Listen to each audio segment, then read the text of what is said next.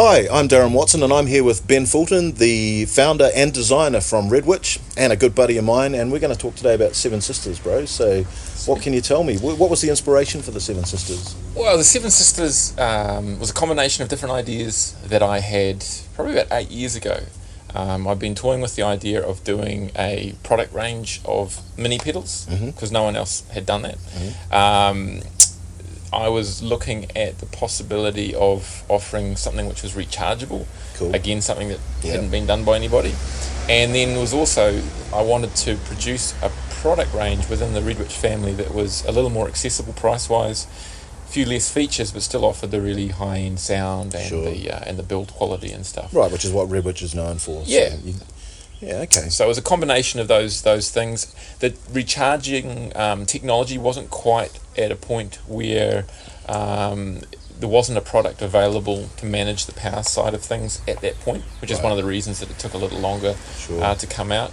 It wasn't until 2011 that we launched the Sisters, because there was a chip that became available about a year before that, which we used to manage all of the that's where it came from. But it was a combination of the size. No one else was doing that. The sound and the recharging. Okay, that's stuff. cool. And the name and where'd the inspiration come from the Seven Sisters, and why seven? There's a number of reasons. First of all, it sounds good. It just feels it does, right it rolls to say off the Seven tongue, Sisters. right? Feels nice. That sounds so wrong. Anyway, also numerologically, the number 7 has got some power to it. Yeah. There's also the star system, the Seven Sisters, the Pleiades, which here in New Zealand also has some significance in the Māori culture. Matariki is what they refer to the Seven Sisters as, and it's also the start of the Māori New Year, when the Seven Sisters are rising. It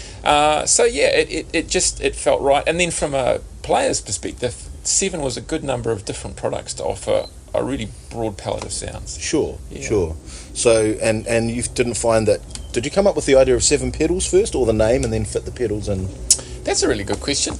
I can't actually really remember. I think I knew I had a rough idea of what I wanted to do. Yeah. And I think they just happened to just align. fit like this. Yeah. I don't remember sort of trying to do one without the other. And when you were planning on, the idea germinated, and you working on were you thinking about because the enclosures are unique, right? They are. They're basically. I mean, I'll let you explain it. But were you thinking that you would have to get a new enclosure made when you were designing these, or did that kind of happen as a result of? Well, when I sort of was completing the designs of the Seven Sisters in 2010, there wasn't anyone else who was doing a full range of mini pedals as is the case now. The market's saturated with them. Sure. There were a few people doing a 1 or 2 mini pedals, and they were all using a long, elongated, rectangular Hammond enclosure, which is fine. It's nice and small. The only problem with it is that you have to have the jack sockets on the side rather than at the top. It's not wide enough to fit them on the top. And as you know, as a player, that you can have a really small pedal, but if the jack sockets are on the side, the moment that you put 2 jacks in, you've taken a pedal that's this wide and made it this wide. Exactly. I hear that. Yeah. So that was the thinking behind designing that enclosure. I took the 2 jack sockets, and it came to 42 millimeters, which is what is the width that was needed. So the enclosure I designed at 45 millimeters. And it's as small as can be, and it's proprietary. So it's still a unique Redwitch enclosure. Yeah, you can't contact Hammond and get them to make something like that. And it's also, I think, aesthetically a lot more pleasing than the long rectangle, very smooth curves and so on. Absolutely, yeah. So no one had done rechargeable pedals before. What was your motivation for that? I mean, was it ecological? Was it a business thing? What was your reasoning with that? Well, again, there's a number of different factors that came into the reasoning to do that. The first one was convenience. Guitar players are quite regressive, so I knew that it was going to take a bit of time to get people on board with it.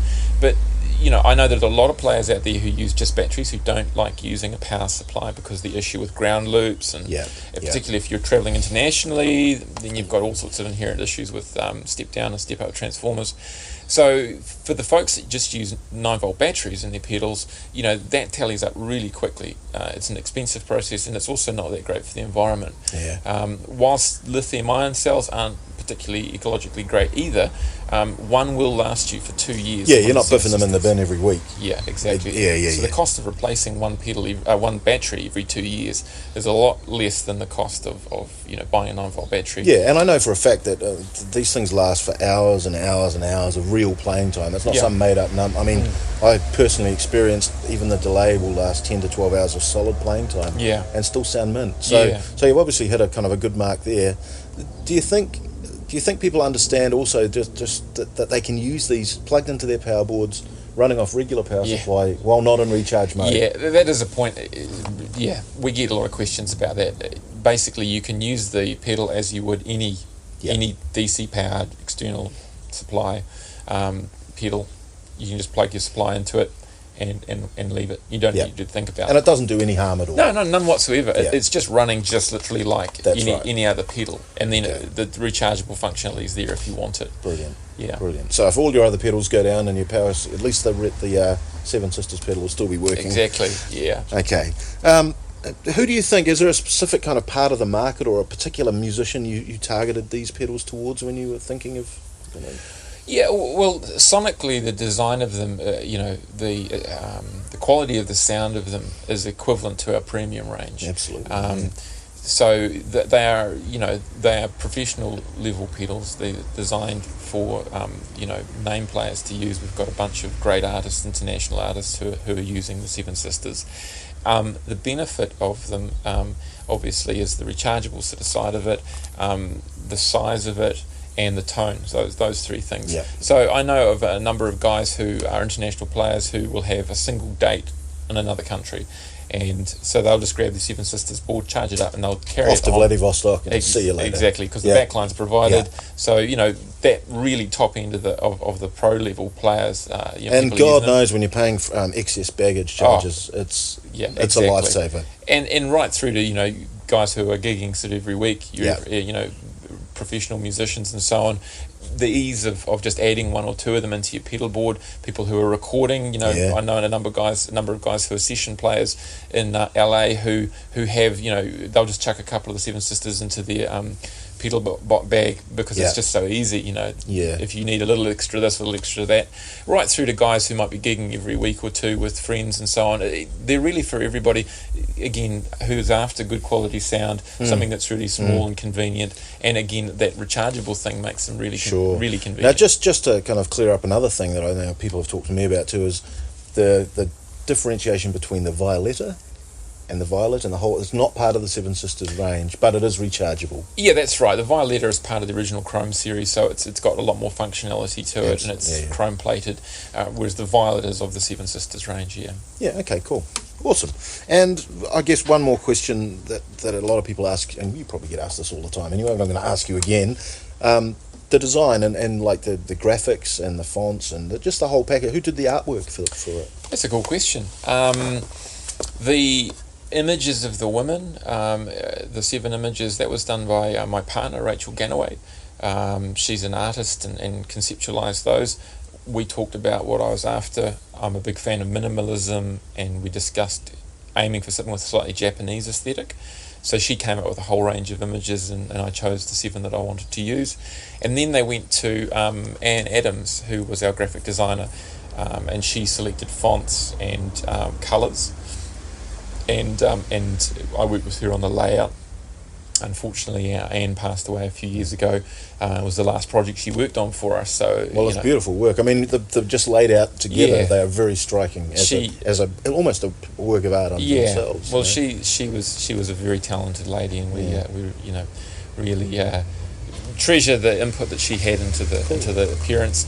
And then the layout of them and so on was actual controls and so on was down to me, and the enclosure I designed. The paint is quite unique too. It was developed in Scandinavia for trucks travelling in sub-zero conditions. Really?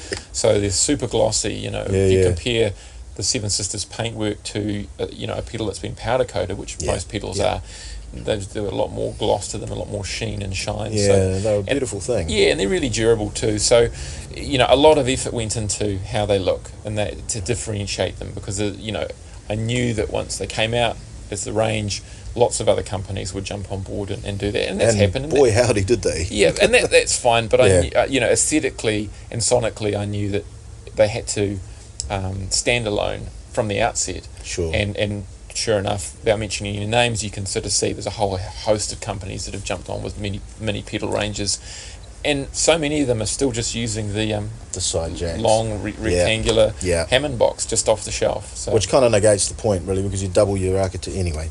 Let's not get into that. By, yeah. But yeah, congratulations on a brilliant product, man. Thanks. Being an innovator, I think that's a huge thing, and it's a long Kiwi tradition, as we know. So good on you. Cheers. Sweet. Thanks, Darren. All right. Cheers, Ben.